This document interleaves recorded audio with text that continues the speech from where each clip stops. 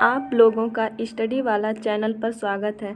आज मैं आप लोगों को बीएड 2019 का क्वेश्चन पेपर सॉल्व करवाने जा रही हूँ। इसके पहले 2021 और 2020 का क्वेश्चन पेपर पढ़ाया जा चुका है।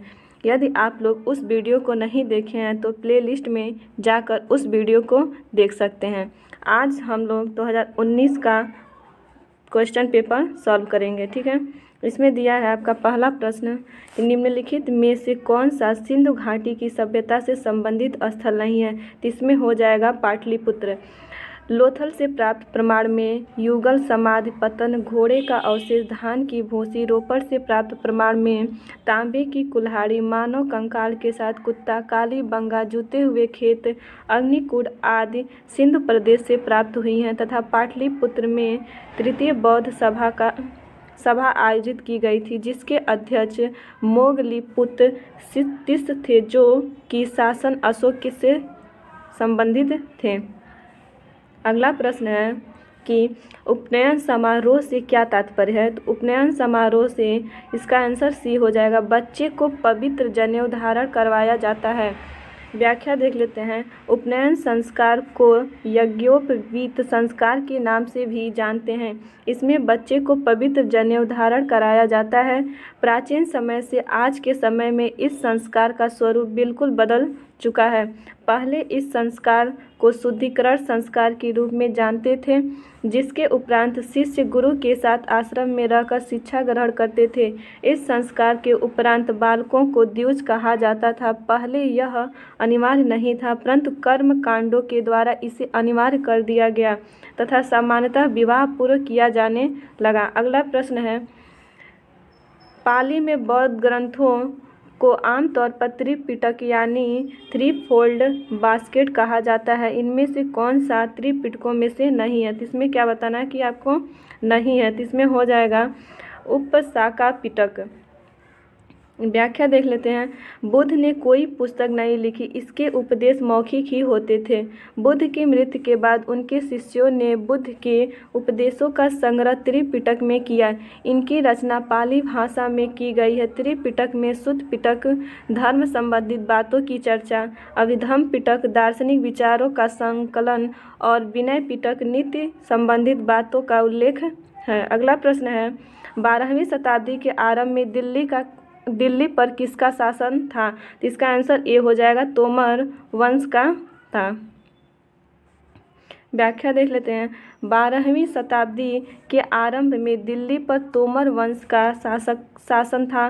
अनंगपाल दिल्ली के तोमर वंश के संस्थापक थे। अगला प्रश्न है, इनमें से किसने अकबर की धार्मिक नीति की आलोचना की है। तो हो जाएगा इसका बदायूनी ने की थी। अकबर के धार्मिक नीति की आलोचना बदायूनी किया। अकबरनामा की रचना अबुल फजल ने की थी। वह दीन ए इलाही धर्म के मुख्य पुरोहित था और दीन ए इलाही धर्म स्वीकार करने वाले प्रथम एवं अंतिम हिंदू शासक बीरबल था। अगला प्रश्न है, वास्को डी गामा किस वर्ष कालीकट में उतरा था। तो वास्को डी गामा 1498 में आया था। वास्को डी गामा 1498 में कालीकट के तट पर उतरा था। वास्को डी गामा समुद्री मार्ग द्वारा भारत आने वाला तथा उत्तमाशा अंतरीप के पास पहुंचने वाला पहला यूरोपीय नाविक था। अगला प्रश्न है, स्वामी दयानंद सरस्वती ने किस शहर में पहली बार 1875 में आर्य समाज की स्थापना की। तो आर्य समाज की स्थापना पहली बार उसने मुंबई में किया था। यह आंसर हो जाएगा। आर्य समाज एक हिंदू में सामाजिक धार्मिक सुधार आंदोलन है। इसकी स्थापना स्वामी दयानंद सरस्वती ने 1875 ईस्वी में मुंबई में की थी। स्वामी दयानंद सरस्वती द्वारा रचित सत्यार्थ प्रकाश नामक ग्रंथ आर्य समाज का मूल ग्रंथ है। अगला प्रश्न है कि भारत में राजनीतिक सुधारों के लिए आंदोलन की शुरू करने वाला भारतीय नेता कौन था। तो इसका हो जाएगा राजा राम मोहन राय। राजा राम मोहन राय भारत में राजनीतिक सुधारों के लिए आंदोलन शुरू करने वाले पहले भारतीय नेता थे। ये मानवतावादी थे। इनकी विश्व बंधुत्व ने गहरी आस्था थी। ये जीवन की स्वतंत्रता तथा संपत्ति ग्रहण करने के प्राकृतिक अधिकारों के समर्थक थे। अगला प्रश्न है, महात्मा गांधी ने महात्मा गांधी भाप से चलने वाले जहाज SS सफारी द्वारा दक्षिण अफ्रीका के पहुँचे। तो कहाँ पहुँचे थे? डबरन में। व्याख्या देख लेते हैं। महात्मा गांधी 1893 में भाप से चलने वाले जहाज SS सफारी द्वारा दक्षिण अफ्रीका के डरबन पहुँचे थे। वह दक्षिण अफ्रीका में भारतीय समुदाय के नेता बने। दक्षिण अमेरिका में अहिंसक आंदोलन में उनकी भागीदारी रही। अगला है आपका, अगला प्रश्न देख लेते हैं। निम्नलिखित में से किसने पहले 1935 में संविधान सभा का सुझाव प्रस्तावित किया? तो संविधान सभा का सुझाव प्रस्तावित MN राय ने किया था। भारतीय संविधान कांग्रेस के आधिकारिक तौर पर पहली बार 1935 में एक संविधान सभा की मांग की थी। संविधान सभा का विचार MN राय के दिमाग की उपस्थिति ब्रिटिश सरकार ने लिथगो प्रस्ताव या अगस्त प्रस्ताव 1940 में द्वितीय विश्व युद्ध की समाप्ति पर संविधान सभा के गठन पर विचार निश्चित आश्वासन नहीं की बात कही। क्रिप्स प्रस्तावना 1942 में ही सर्वप्रथम भारतीयों की संविधान सभा की मांग को स्वीकार किया गया। कैबिनेट मिशन 1946 के तहत संविधान सभा नवंबर 1946 में अस्तित्व में आई। MN राय प्रणेता ने 1934 में भारत में साम्यवादी विचारधारा की नींव डाली। अगला प्रश्न है, संविधान सभा के पहले अध्यक्ष कौन थे? तो संविधान सभा के पहले अध्यक्ष डॉक्टर सच्चिदानंद सिन्हा थे। संविधान सभा की पहली बैठक 9 दिसंबर 1946 को हुई, जिसके अस्थायी अध्यक्ष डॉक्टर सच्चिदानंद सिन्हा थे। 11 दिसंबर 1946 को डॉक्टर राजेंद्र प्रसाद को अस्थायी अध्यक्ष निर्वाचित किया गया।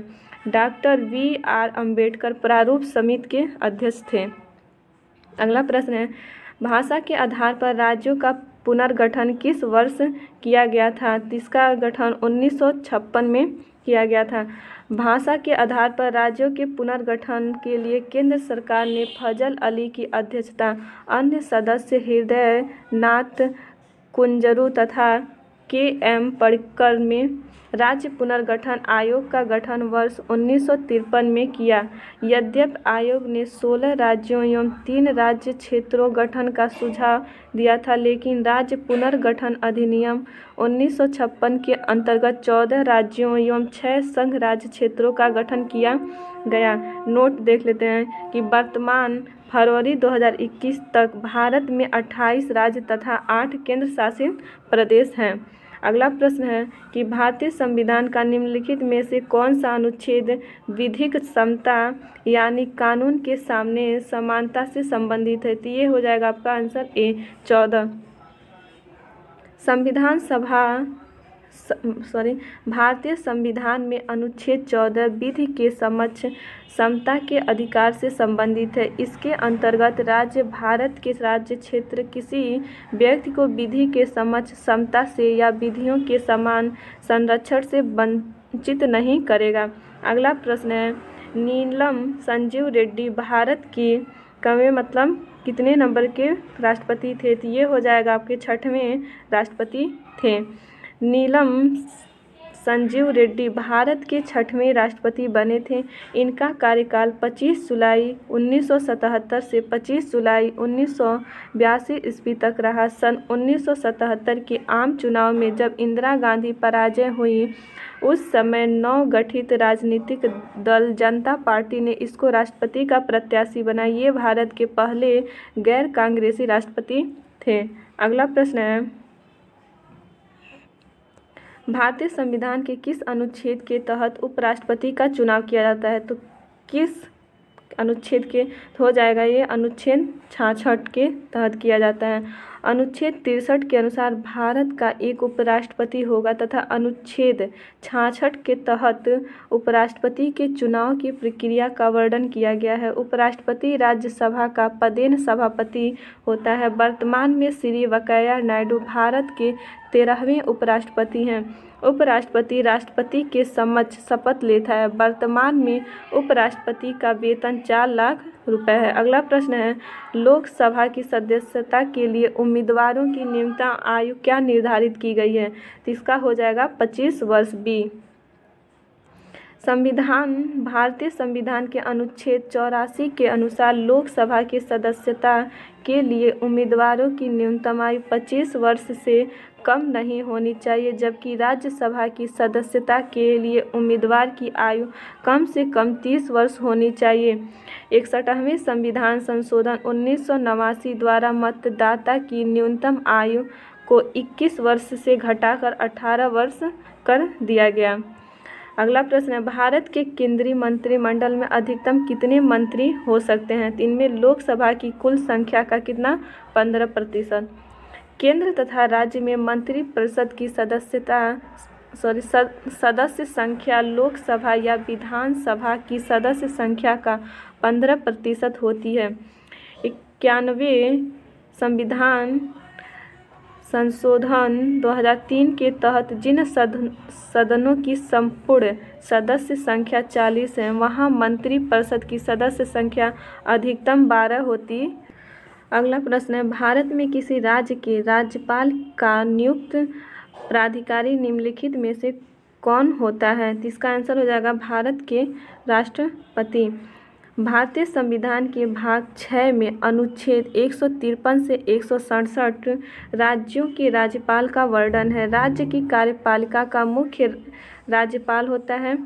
प्रत्येक राज्य का एक राज्यपाल होता है। एक राज्यपाल एक से अधिक राज्यों का राज्यपाल नियुक्त किया जा सकता है। इनकी नियुक्ति भारत के राष्ट्रपति द्वारा 5 वर्षों की अवधि के लिए किया जाता है, लेकिन यह राष्ट्रपति के प्रसाद पर्यंत कार्य करता है। अगला प्रश्न है, भारतीय राज्यों में मुद्रा बिल होने के लिए बिल को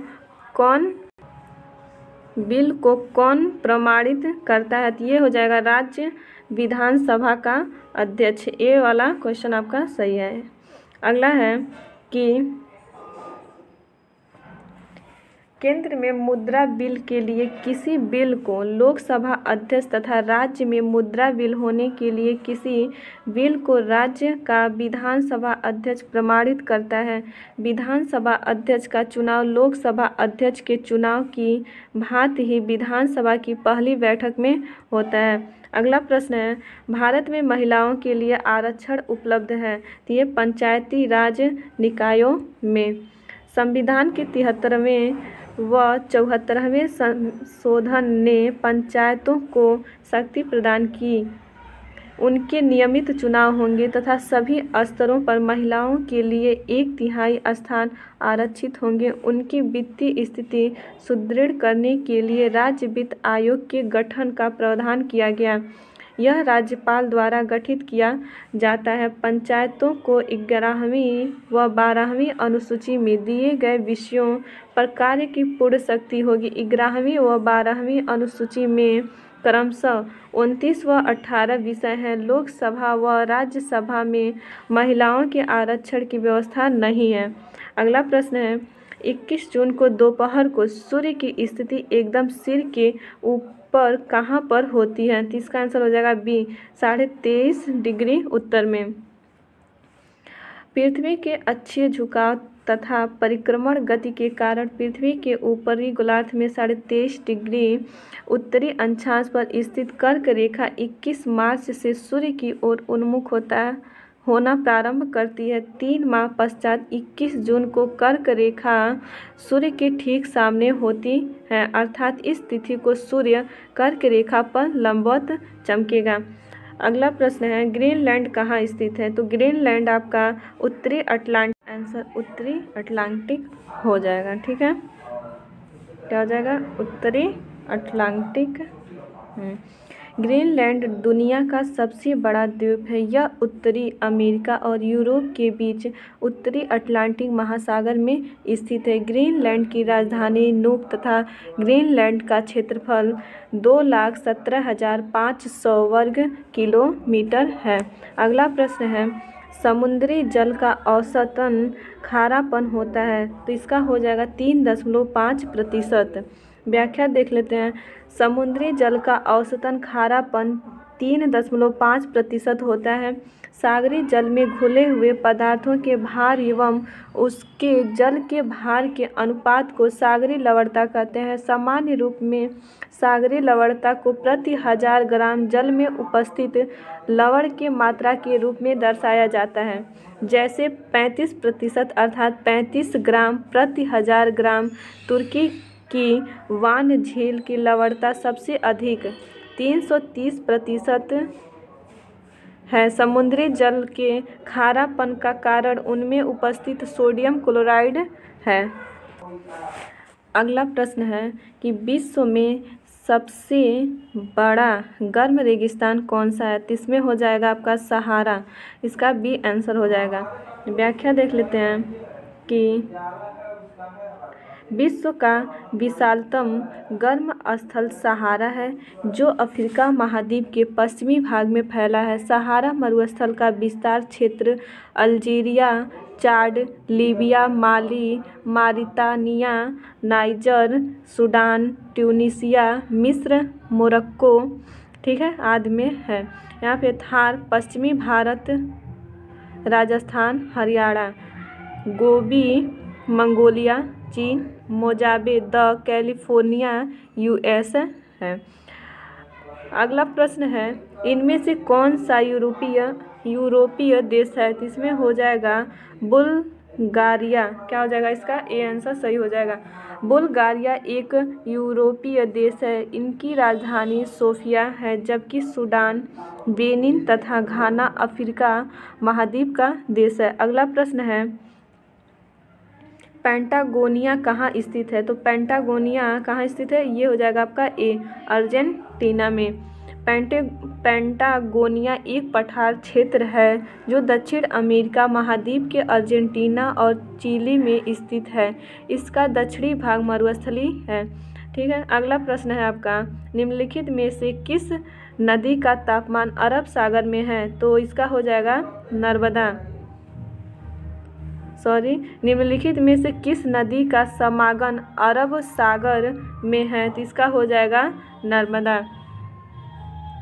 नर्मदा नदी की लंबाई 1312 किलोमीटर है।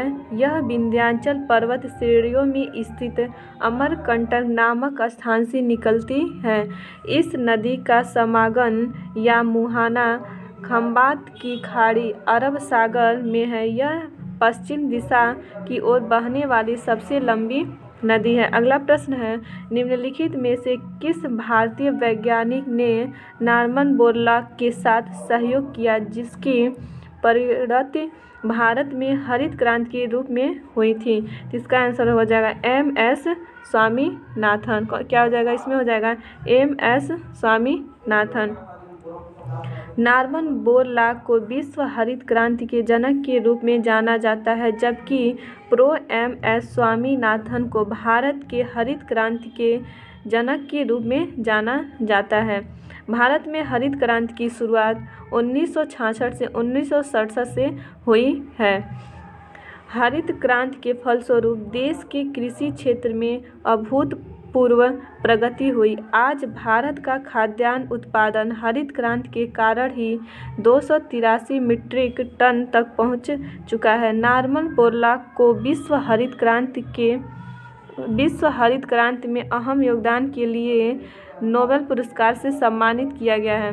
अगला प्रश्न है, भारत में राष्ट्रीय आय का आकलन करने वाली संस्था है? तो ये हो जाएगा आपका केंद्रीय सांख्यिकी संगठन। भारत में राष्ट्रीय आय की गणना केंद्रीय सांख्यिकी संगठन CSO द्वारा किया जाता है। इसकी स्थापना 2 मई 1951 में केंद्रीय मंत्रिमंडल के सचिवालय में की गई। CSO सांख्यिकी एवं कार्यक्रम क्रियान्वयन मंत्रालय के अंतर्गत कार्य करता है। CSO राष्ट्रीय आय का अनुमान के लिए उत्पाद विधि, आय विधि तथा व्यय विधि अर्थात तीनों विधियों का प्रयोग करता है। अगला प्रश्न है, भारत में निम्न में से क्या अप्रत्यक्ष कर की श्रेणी है? तो इसका हो जाएगा सेवा कर। व्याख्या देख लेते हैं। सेवा कर किसी व्यक्ति द्वारा प्रदान की गई सेवाओं पर लगाया जाता है और इस कर की भुगतान करने की जिम्मेदारी सेवा प्रदाता की होती है। यह एक अप्रत्यक्ष कर है क्योंकि यह सेवा प्रदाता द्वारा लेन देन की अवधि में सेवा प्राप्तकर्ता से वसूल किया जाता है।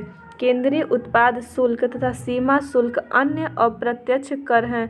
आयकर, संपत्ति कर तथा निगम कर प्रत्यक्ष कर है क्योंकि यह जिस व्यक्ति पर आरोपित किया जाता है उसको वसूला जाता है। 2011 की जनगणना रिपोर्ट के अनुसार निम्नलिखित में से किस राज्य में जनजातीय जनसंख्या नहीं है? तो इसका हो जाएगा हरियाणा में।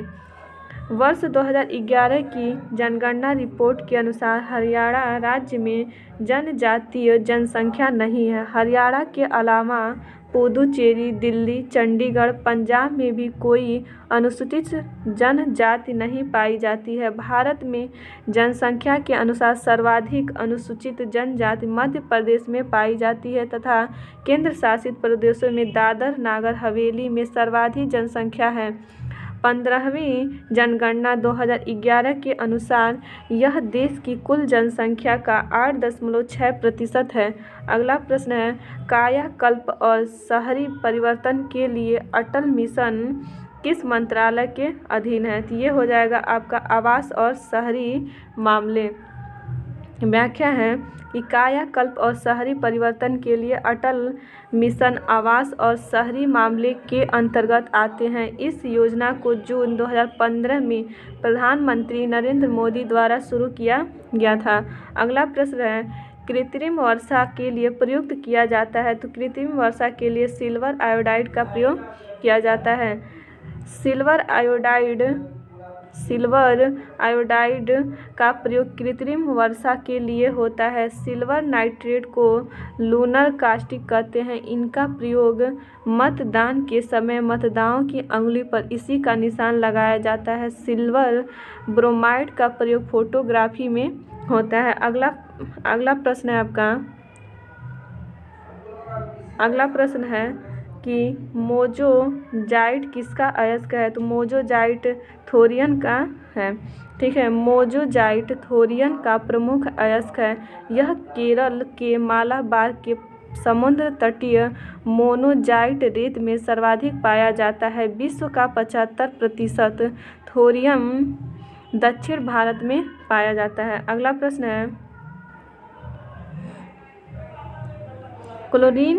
क्लोरोफिल जलाया जाए तो कौन सा तत्व शेष बचेगा? तो मैग्नीशियम क्या होगा? शेष बच जाएगा। पर्णहरित क्लोरोफिल की भस्म में Mg मैग्नीशियम पाया जाता है जो पौधों में प्रोटीन संश्लेषण, प्रकाश संश्लेषण तथा वसा संश्लेषण क्रियाओं के लिए आवश्यक होती है। इसकी कमी से पौधे पीले पड़ जाते हैं जिसे हरित रोग क्लोरोसिस कहते हैं। अगला प्रश्न है, निम्नलिखित में से कौन सा रोग पुरुषों की तुलना में महिलाओं को बहुत कम होता है? तो ये हो जाएगा वर्णाधता, कलर ब्लाइंडनेस। क्या हो जाएगा? Colour blindness. वर्णाधता रोगी को लाल एवं हरा रंग पहचानने की क्षमता नहीं होती है। इस रोग से मुख्य रूप से पुरुष प्रभावित होता है। स्त्रियों में यह तभी होता है जब इनके दोनों गुणसूत्र XX प्रभावित हो। इस रोग की वाहक स्त्रियां होती हैं। अगला प्रश्न है, एक ही समय दोनों तरफ कौन सा प्राणी देख सकता है? तो एक ही समय में दोनों तरफ गिरगिट देख सकता है। गिरगिट सरीसृप परिवार कैमोलियोनिडी का एक सदस्य है। गिरगिट पेड़ों पर रहने वाली छिपकलियां जो प्रायः अपने शरीर के रंग बदलने की क्षमता, युग्मित अंगुलिकाओं, अग्रदंतमाला और एक लंबी, पतली तथा फैल सकने वाली जीभ के लिए जानी जाती है। गिरगिट एक समय में दोनों तरफ देख सकती हैं। ठीक है, अगला प्रश्न है आपका, निम्नलिखित अंगों में से कौन सा अंग पित्त रस का स्राव करता है? तो पित्त रस का स्राव यकृत करता है। यकृत मनुष्य के शरीर में पाई जाने वाली सबसे बड़ी तथा महत्वपूर्ण पाचक ग्रंथि है जो पित्त रस का स्राव करती है। यह उदर गुहा के दाहिने ऊपर भाग में डायफ्राम के ठीक नीचे स्थित होती है। इसके निचले भाग में नाशपाती के आकार की थैली होती है जिसे पित्ताशय कहते हैं। यकृत द्वारा स्रावित पित्त रस पित्ताशय में संचित होता है। अगला प्रश्न है, लाल रक्त कणिकाएं शरीर के किस भाग में बनती हैं? तो ये आपका अस्थि मज्जा में बनती हैं। मनुष्य में लाल रुधिर कणिकाएं छोटी, चपटी, गोल तथा दोनों ओर से बीच में दबी हुई अर्थात उभयावतल होती हैं। इनमें केंद्रक नहीं होता है। ये एक स्वस्थ मनुष्य के शरीर में रक्त लगभग 5 से 6 लीटर तक होती है। इनकी जीवन अवधि लगभग 100 से 120 दिन होती है। लाल रुधिर कणिकाओं का निर्माण लाल अस्थि मज्जा में होता है। आरबीसी की मृत यकृत तथा प्लीहा में होती है। प्लीहा को रक्त का कब्रिस्तान कहते हैं। अगला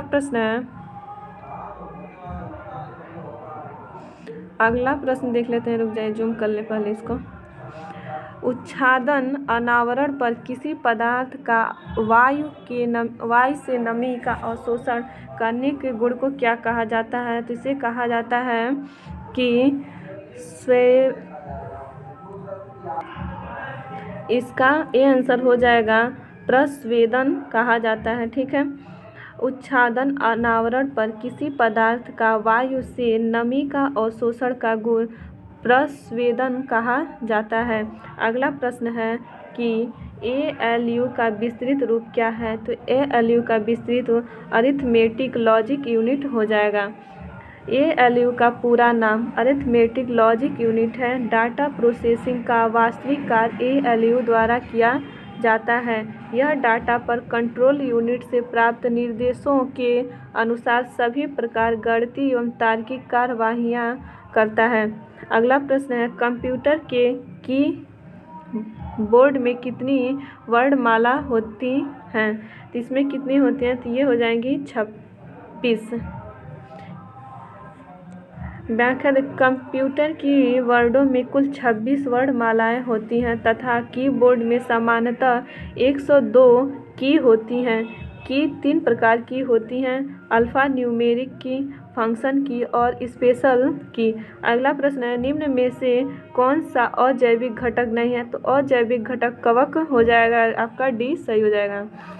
विकल्प के अनुसार पानी, हवा, मृदा अजैविक घटक है जबकि कवक जैविक घटक है। जैविक घटकों के अंतर्गत पर्यावरण में रहने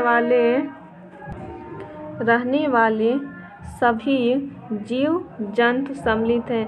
इसमें जलचर, नभचर एवं स्थलीय जीव आते हैं। प्रकाश एवं ताप जैविक घटकों के अंतर्गत पोषण एवं जीवित रहने के लिए अत्यंत जरूरी हो, जैसे मृदा, आर्द्रता, हवा एवं स्थलाकृत ये अजैविक घटक होते हैं। अगला प्रश्न है, फ्लाई ऐश है। तो फ्लाई ऐश के लघु कण हैं। उड़न राख फ्लाई ऐश के लघु कण है। उड़न राख बहुत सी चीज़ों जैसे कोयला को जलाने से निर्मित पदार्थ जो महीन कणों से निर्मित होती है। ये हल्के कण उत्सर्जित गैसों के साथ ऊपर उठ जाते हैं। जो राख ऊपर नहीं उठती वह पेंदी की राख कहलाती है।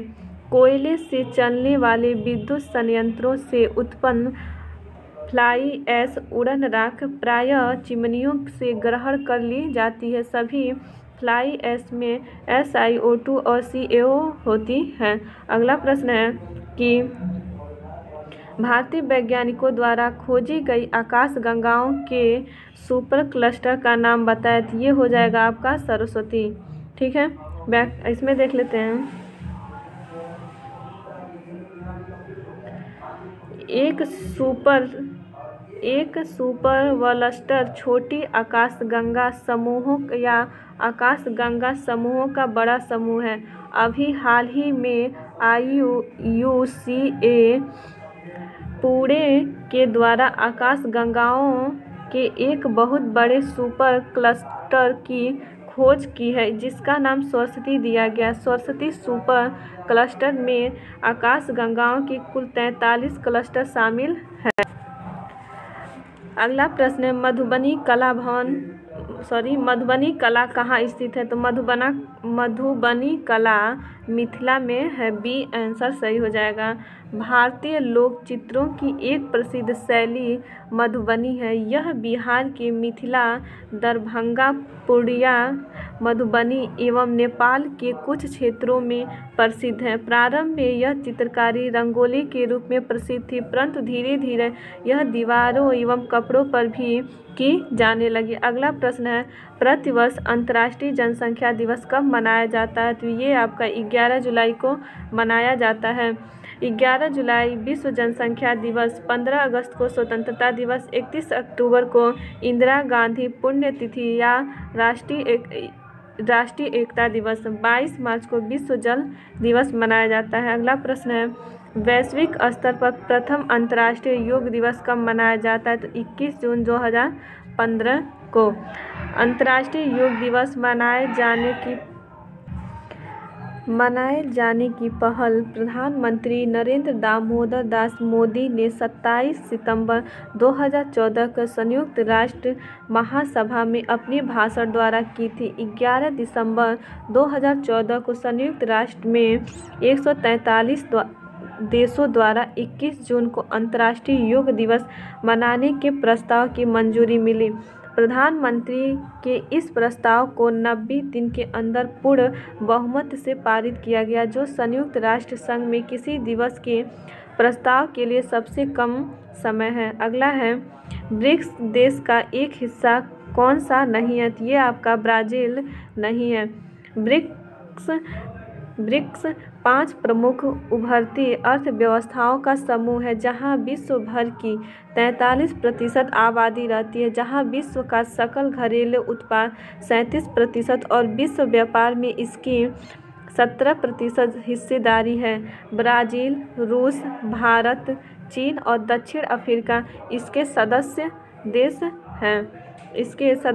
हैं। ब्रिक्स समूह का पहला औपचारिक शिखर सम्मेलन 21 जून 2019 को येकतारिनबर्ग, रूस में था। अगला प्रश्न है उत्तर प्रदेश के निम्न में से कौन से जिले की सीमा मध्य प्रदेश के साथ साझा नहीं करती? तो ये हो जाएगा आपका अलीगढ़। उत्तर प्रदेश इलाहाबाद, मिर्ज़ापुर, आगरा, इटावा, झांसी, ललितपुर, बांदा, चित्रकूट, सोनभद्र आदि जिले मध्य प्रदेश राज्य के साथ सीमा साझा करते हैं, जबकि उत्तर प्रदेश के अलीगढ़, सहारनपुर, शामली, गौतम बुद्ध नगर, मथुरा ये सभी जिले हरियाणा राज्य के साथ सीमा की साझा करते हैं। अगला प्रश्न है यहाँ से आपका खंड ब शुरू होता है। सामान्य हिंदी।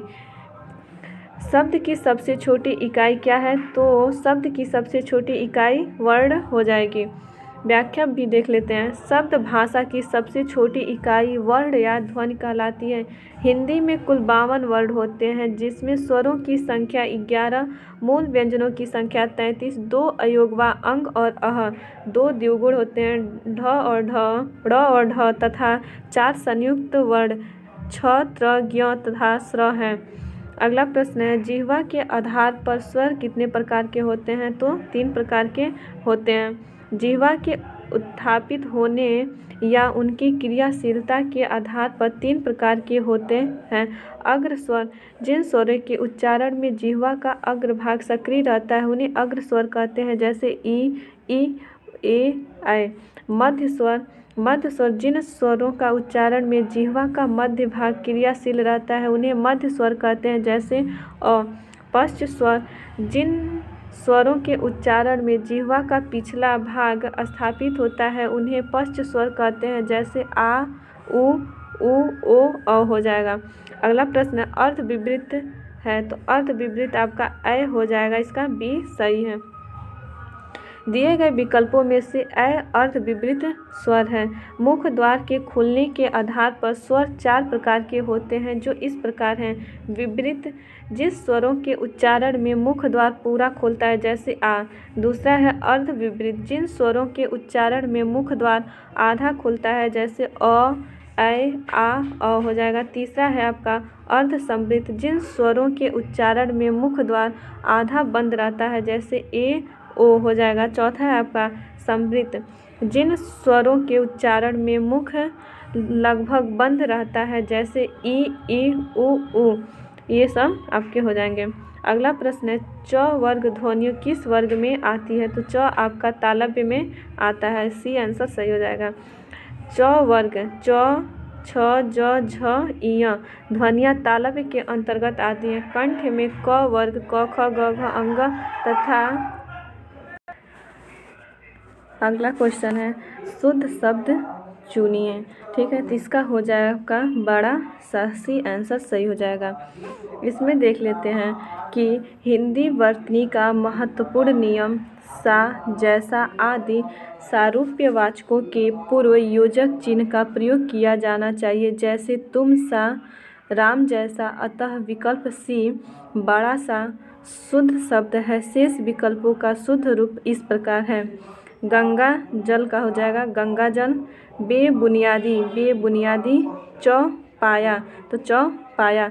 अगला प्रश्न है आपका, अगला प्रश्न देख लेते हैं सही रूप है, तो इसमें सही रूप क्या हो जाएगा? साहित्यिक हो जाएगा। वर्तनी का सीधा संबंध उच्चारण से होता है। हिंदी में बोला जाता है वही लिखा जाता है। यदि उच्चारण अशुद्ध होगा तो वर्तनी भी अशुद्ध होगी। प्रायः अपनी बोली के कारण तथा व्याकरण संबंधी ज्ञान की कमी के कारण अशुद्धियाँ आ जाती हैं, जिसके कारण वर्तनी में भी अशुद्धियाँ आ जाती हैं। ई संबंधित जैसे अशुद्ध और शुद्ध। इसमें देख लेते हैं साहित्यिक, तो साहित्यिक। आशीर्वाद, तो आशीर्वाद ये सही है आपका। ईश्वर ऐसे नहीं रहता, ईश्वर ऐसे लिखते हैं। अगला प्रश्न है निम्नलिखित विशेषण में से संज्ञा को पहचानिए। तो आपका संज्ञा अनुशासन हो जाएगा।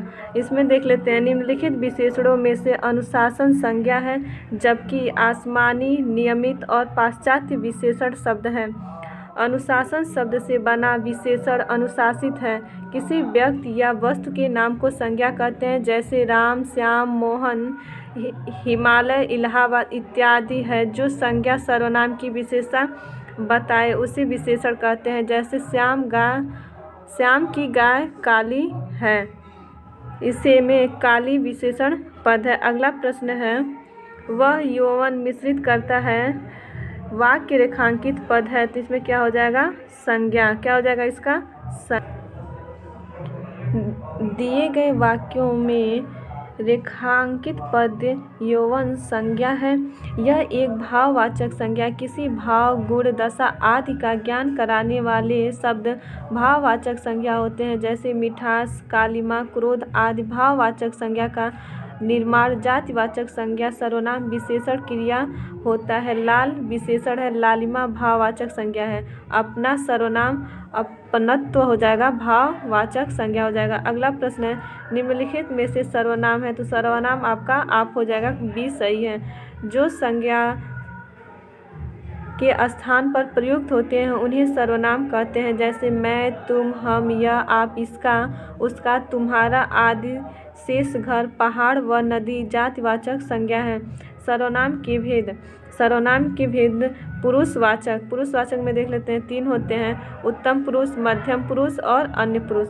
उत्तम पुरुष में आपका मैं, हम लोग, और मध्यम पुरुष में तू, तुम, आप। अन्य पुरुष में यह, ये, वह, वे, ये लोग, वे लोग।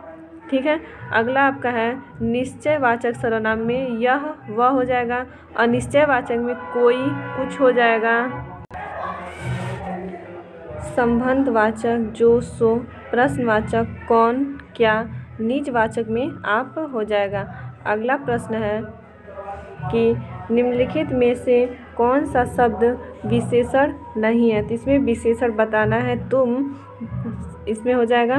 ठीक है। अगामी काला और शांत विशेषण शब्द है, जबकि तुम शब्द पुरुषवाचक सर्वनाम है। ऐसे सर्वनाम जो किसी पुरुष स्त्री के लिए प्रयुक्त होते हैं पुरुषवाचक सर्वनाम कहलाते हैं, जैसे मैं, हम, तू, तुम, आप, वह, वे, ये हो जाएगा। अगला प्रश्न है, इंद्रिय का विशेषण होगा। इंद्रिय का विशेषण इंद्रिय हो जाएगा। इंद्रिय का शब्द विशेषण पद इंद्रिय है, जबकि ईश्वर का विशेषण ईश्वरीय और इतिहास का विशेषण ऐतिहासिक होता है। अगला प्रश्न है, अर्चना अत्यंत सुंदर है, रेखांकित पदों का भेद बताइए। इसका हो जाएगा प्रविशेषण। प्रविशेषण, अर्चना अत्यंत सुंदर है, रेखांकित पद में प्रविशेषण है। प्रविशेषण जो शब्द विशेषण शब्दों की विशेषता बताता है उसे प्रविशेषण कहते हैं। वह श्रेष्ठ उपासक है में विशेष्य है, इसमें हो जाएगा उपासक। क्या हो जाएगा? सी आपका सही हो जाएगा। जो शब्द संज्ञा सर्वनाम की विशेषता बताता है उसे विशेषण कहते हैं, तथा विशेषण जिसकी विशेषता बतलाता है उसे विशेष्य कहते हैं। उपासक विशेष्य शब्द है जिसका विशेषण श्रेष्ठ है। अगला प्रश्न है, निम्नलिखित वाक्यों में से किसमें अकर्मक क्रिया प्रयुक्त है? तो अकर्मक क्रिया किसमें है? शिशु सो रहा है। शिशु सो रहा है में अकर्मक क्रिया है।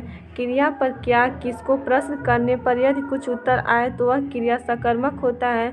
यदि उत्तर न मिले तो अकर्मक। उसकी दूसरी पहचान यह है कि क्रिया के साथ कर्म हो या आ सकता हो, यहाँ सकर्मक क्रिया होती है। अगला प्रश्न है, हथियाना में कौन सा क्रिया है? तो हथियाना में आपका नाम धातु हो जाएगा। डी, हथियाना नाम धातु क्रिया है। वह क्रिया जो संज्ञा सर्वनाम विशेषण में प्रत्यय जोड़कर बनाई जाती है नाम धातु क्रिया कहलाती है। जैसे हाथ से हथियाना हो जाएगा, बात से बतियाना हो जाएगा, लात से लतियाना, शर्म से शर्माना हो जाएगा। अगला प्रश्न है, कर्म के आधार पर क्रिया के कितने भेद होते हैं? तो कर्म के आधार पर क्रिया के दो भेद होते हैं। कितने भेद होते हैं? तो कर्म के आधार पर क्रिया के दो भेद होते हैं। कर्म के आधार पर क्रिया के दो भेद होते हैं। पहला सकर्मक, दूसरा अकर्मक। सकर्मक क्रिया उसे कहते हैं जिसका कर्म हो या जिसके साथ कर्म की संभावना हो उसे अकर्मक कहते हैं। जिन क्रियाओं का प्रभाव कर्ता पे हो उसे अकर्मक। जैसे श्याम आम खाता है, इस वाक्य में श्याम करता है क्योंकि खाने का काम श्याम करता है, अतः यह सकर्मक क्रिया होगी। अकर्मक का एक उदाहरण मोहन हंसता है। अगला प्रश्न है, निम्नलिखित वाक्य में क्रिया विशेषण के रूप में किसका प्रयोग किया जाता है? तो वह बहुत तेज दौड़ता है, इसमें हो जाएगा तेज। वह बहुत तेज दौड़ता है, इसमें ए आंसर हो जाएगा। वह बहुत तेज दौड़ा। वाक्य में तेज शब्द क्रिया विशेषण। वाक्य में प्रयुक्त पदों का विवरण इस प्रकार है। वह सर्वनाम, बहुत प्रविशेषण, तेज क्रिया विशेषण, दौड़ा क्रिया हो जाएगा। क्रिया विशेषण की विशेषता को प्रकट करने वाले क्रिया विशेषण कहलाते हैं, जैसे तेज, धीमा आदि। अगला प्रश्न है, वह बहुत धीरे धीरे बात करता है में रीतिवाचक अव्यय है, इसमें हो जाएगा धीरे धीरे। इसकी व्याख्या, वह बहुत धीरे धीरे बात करता है, मैं धीरे धीरे रीतिवाचक अव्यय है। अव्यय शब्द सदैव मूल रूप में रहते हैं। इन पर लिंग, वचन, पुरुष, कारक आदि के कारण कोई विकार उत्पन्न नहीं होता है। ये सदैव अपरिवर्तित रहते हैं। इन्हें अविकारी शब्द भी कहते हैं। रीतिवाचक अव्यय में ऐसे, वैसे, जैसे, मानो, धीरे धीरे, अवश्य, इसलिए, सा, तो, जी, यथासंभव, तक, हा। अगला प्रश्न है, मैं आज तक परीक्षा में सफल ही हुई हूँ, रेखांकित शब्द को पहचानिए, इसमें हो जाएगा निपात। मैं आज तक परीक्षा में सफल ही हुई हूँ, रेखांकित शब्द तक निपात है। निपात शब्द के अनेक अर्थ होते हैं तथा इनका लिंग वचन नहीं होता है। निपात को सामान्य रूप से अव्यय मानते हैं किंतु ये शुद्ध अव्यय नहीं होते हैं। निपात के मुख्य 9 भेद होते हैं। इसमें पहला हो जाएगा सकारात्मक निपात, हाँ, जी और आदि हो जाएगा। सकारात्मक, इसमें पहला है सकारात्मक निपात, हाँ, जी और आदि हो जाएगा। फिर होता है नकारात्मक निपात, नहीं, जी नहीं इत्यादि हो जाएगा। निषेधात्मक निपात, मत, खबरदार आदि हो जाएगा। प्रश्न बोधक निपात, क्या। विस्मयाद बोधक निपात, काश, काश की हो जाएगा। बलदायक निपात, तक, पर, सिर्फ, ही, केवल आदि हो जाएगा। तुलना बोधक निपात, सा। अवधारण बोधक निपात, ठीक, करीब, लगभग। आदर बोधक निपात, जी हो जाएगा। अगला प्रश्न है कि विभाजन अव्यय नहीं है, तो एव विभाजन अव्यय नहीं है। एव विभाजन अव्यय नहीं है, बल्कि यह संयोजक अव्यय है जो दो वाक्यों या कार्य व्यापारों को जोड़ने का कार्य करता है। अन्य संयोजक अव्यय हैं तथा एवं और वह आदि शेष सभी विभाजक अव्यय हैं। अगला प्रश्न, कौन सा स्त्री शब्द है, तो स्त्री आपका छाछ हो जाएगा। उपयुक्त विकल्पों में से छाछ स्त्री शब्द है। खाने पीने की सभी चीज़ें स्त्रीलिंग होती हैं, जैसे कचौड़ी, पूरी, खीर, दाल, पकौड़ी, रोटी, चपाती, तरकारी, सब्जी, खिचड़ी इत्यादि। परंतु इसका अपवाद भी है। पराठा, तिल, काढ़ा, टेसू, हलवा, भात, दही, रायता इत्यादि ये सभी पुल्लिंग है। अगला प्रश्न है, भूतकाल के भेद होते हैं, तो भूतकाल के 6 भेद होते हैं। क्रिया के जिस रूप में कार्य की समाप्ति के समय का बोध होता है उसे भूतकाल कहते हैं। भूतकाल के 6 भेद होते हैं। सामान्य भूतकाल, मैंने खाया। आसन्न भूतकाल, उसने पूजा की। पूर्ण भूतकाल, मैं सोया था। अपूर्ण भूतकाल, तुम लेख लिख रहे थे। संदिग्ध भूतकाल, उसने खाना खा लिया होगा। हेतु मद भूत, मैं आता तू जाता। अगला प्रश्न है, जिस वाक्य में कर्ता की प्रधानता होती है, लिंग वचन प्रायः कर्ता के अनुसार होते हैं, वे वाक्य क्या कहलाते हैं, तो वे वाक्य कर्तवाच्य कहलाते हैं। जिस वाक्य में कर्ता की प्रधानता होती है तथा लिंग वचन प्रायः कर्ता के अनुसार होते हैं, वे वाक्य कर्तवाच्य कहलाते हैं। जैसे राम पुस्तक पढ़ता है, प्रधानमंत्री विदेश दौरे पर गए। इन उदाहरणों में क्रिया कर्ता की प्रधानता को व्यक्त कर रहा है। कर्तृवाच्य सकर्मक और अकर्मक दोनों क्रियाओं में होता है। अगला प्रश्न है, पेड़ से पत्ता गिरा, यहाँ पेड़ से में कारक है, तो यहाँ पे हो जाएगा अपादान कारक।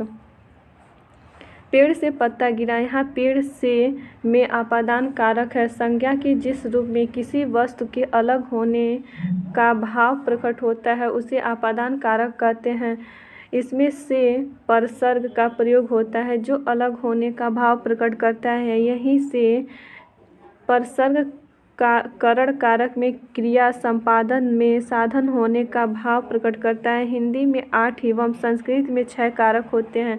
संबंध एवं संबोधन को संस्कृत में कारक श्रेणी में नहीं रखते हैं। अगला प्रश्न है, निम्नलिखित में से संबंध कारक वाक्य को पहचानिए। तो संबंध कारक वाक्य आपका हो जाएगा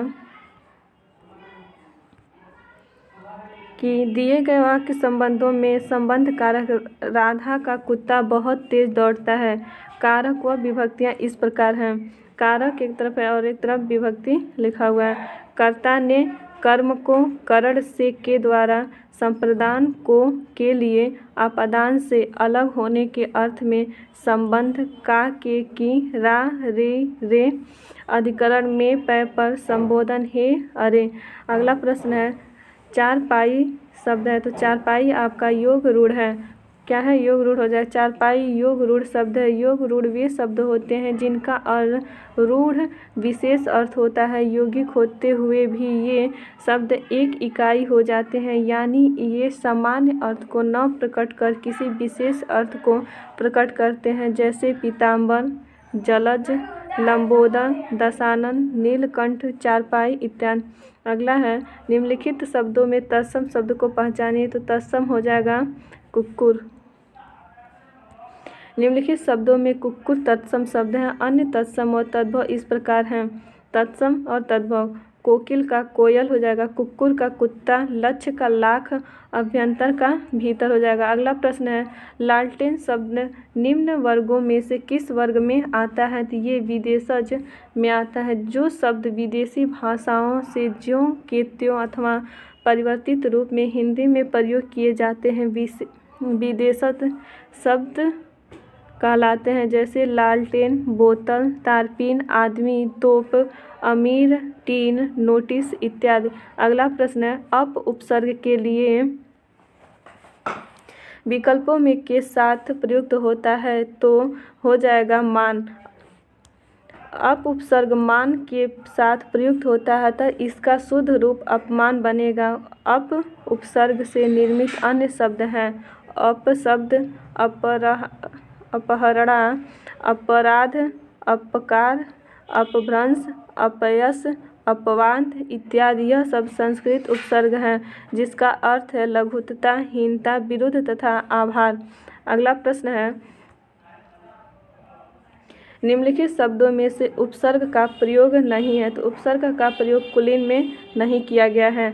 कुलीन शब्द उपसर्ग का प्रयोग नहीं किया गया है, जबकि कुख्यात, कुचाल तथा कुयोग में कु उपसर्ग का प्रयोग हुआ है।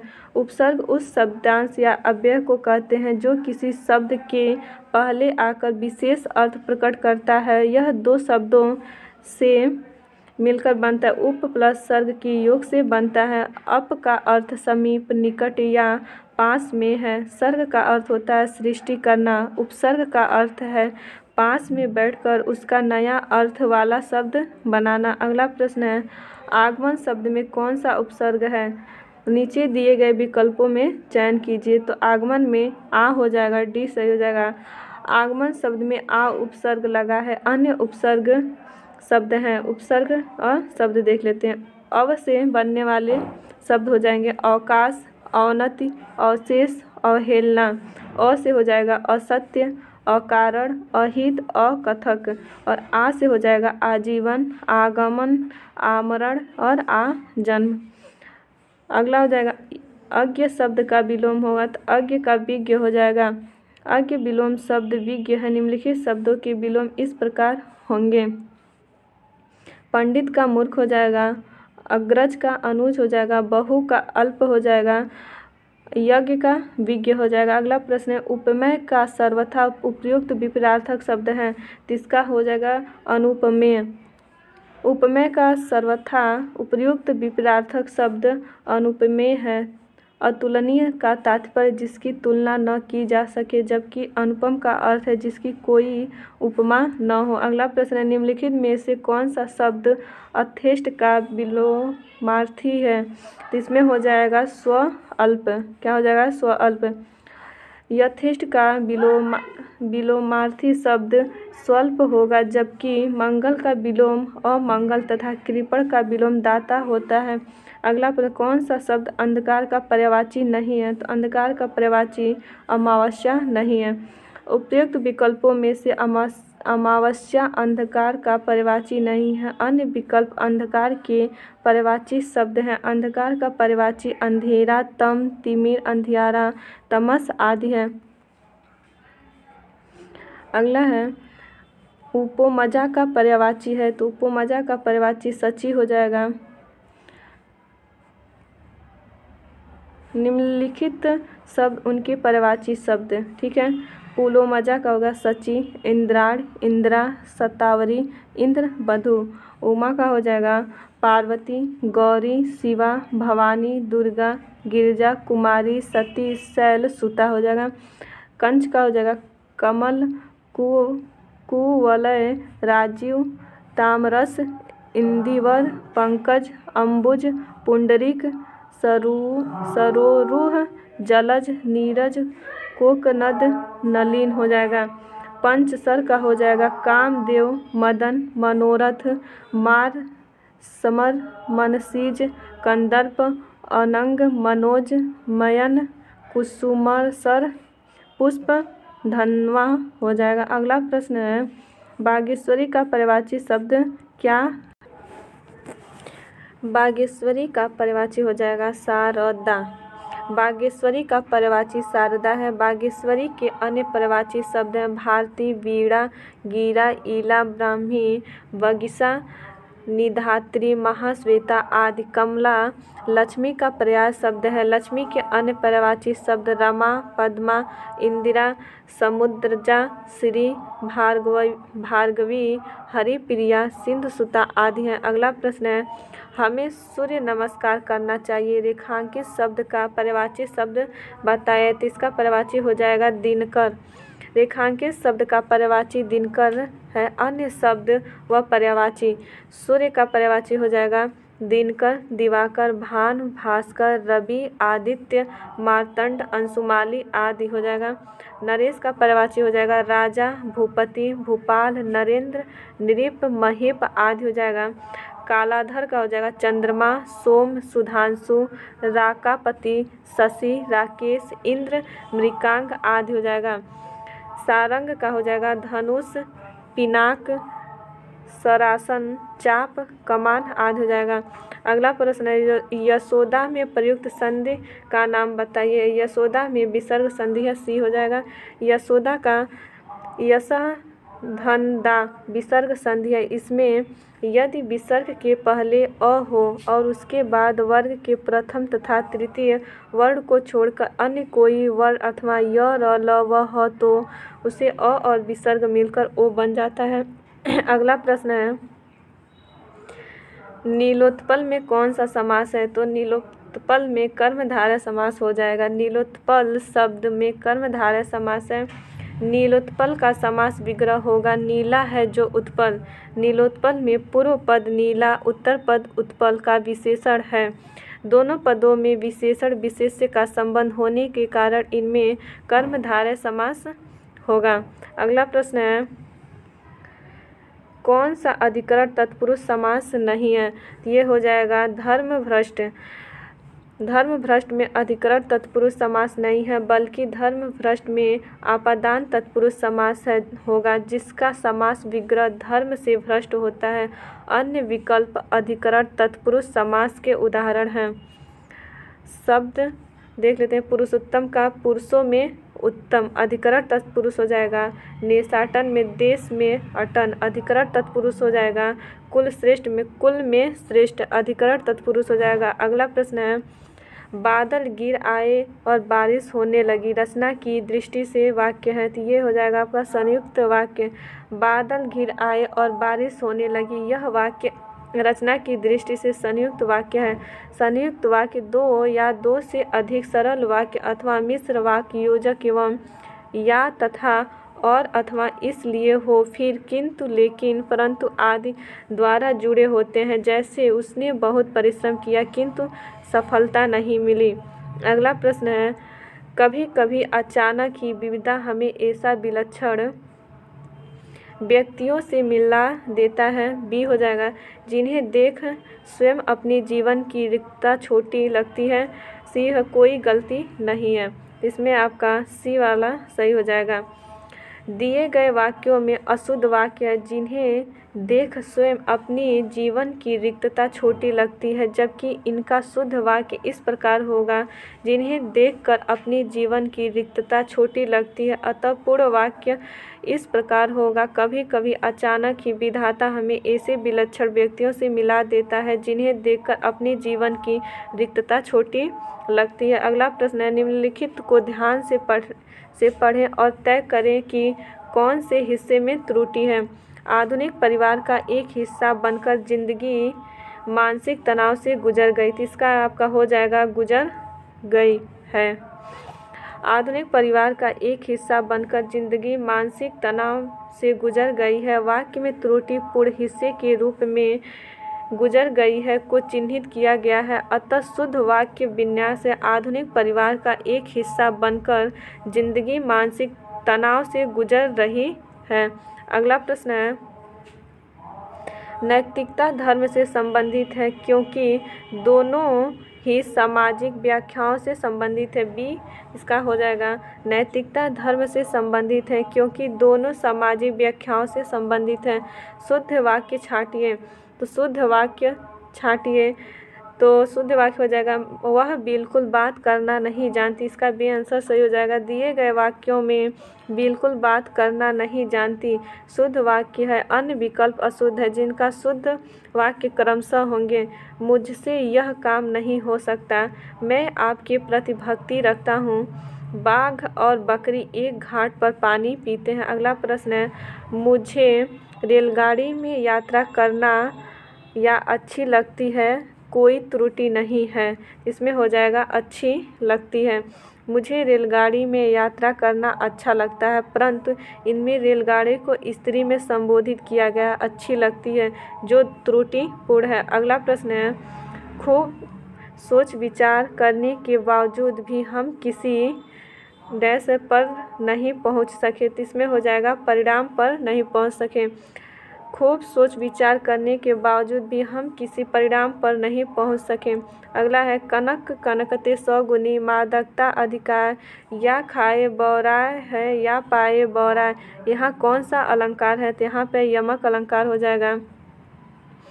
जब एक शब्द का प्रयोग दो या दो से अधिक बार और उसके अर्थ अलग अलग होते हैं तब वहाँ यमक अलंकार होता है। जैसे कनक कनकते सौगुनी मादकता अधिकार, या खाए बौराए है या पाए बौराए। इस पंक्ति में कनक दो बार आया है। पहले कनक का अर्थ है सोना और दूसरे कनक का अर्थ है धतूरा, अतः उक्त पंक्ति में यमक अलंकार है। अक्ल पर पत्थर पड़ना मुहावरे का अर्थ हो जाएगा बुद्धि भ्रष्ट होना। अक्ल पर पत्थर पड़ना मुहावरे का सही अर्थ है बुद्धि भ्रष्ट हो। धन्यवाद दोस्तों।